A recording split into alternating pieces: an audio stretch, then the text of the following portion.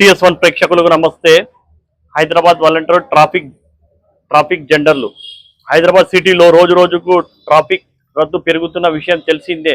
ఉదయం సాయంత్రం సమయంలో కాలనీలో ట్రాఫిక్ వాహనాల సంఖ్య కూడా పెరుగుతూ ఉన్నాయి. ఈ క్రమంలో వాహనదారులకు ట్రాఫిక్ కష్టాలు తగ్గించేందుకు వాహనదారులకు సాఫీగా తెలంగాణ కాంగ్రెస్ ప్రభుత్వం సరికొత్త ఆలోచన చేస్తుంది.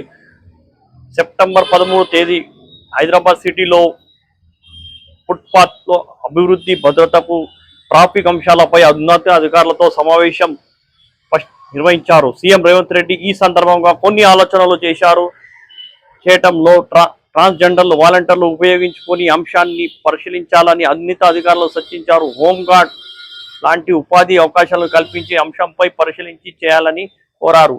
సీఎం రేవంత్ రెడ్డి ట్రాఫిక్ వాలంటీర్లు సేవలు అందించేందుకు జెండర్ల వివరాలను స్వీకరించాలి, వారి అభిప్రాయాలు తెలుసుకోవాలని కోరారు. సీఎం రేవంత్ రెడ్డి ఆర్ఎండి టెండర్లు పొంది పనుల్లో నిర్లక్ష్యం కాంట్రాక్టర్లు ఉపేక్షించొద్దన్నారు. సీఎం ఎట్టి పరిస్థితుల్లో గడువులో పనులు పూర్తి చేయాల్సిందే స్పష్టం చేశారు. పనులు సంబంధించిన పూర్తి స్థాయి రిపోర్ట్ 15 రోజుల్లోగా అందించాలని ముఖ్యమంత్రి రేవంత్ రెడ్డి ఆదేశించారు.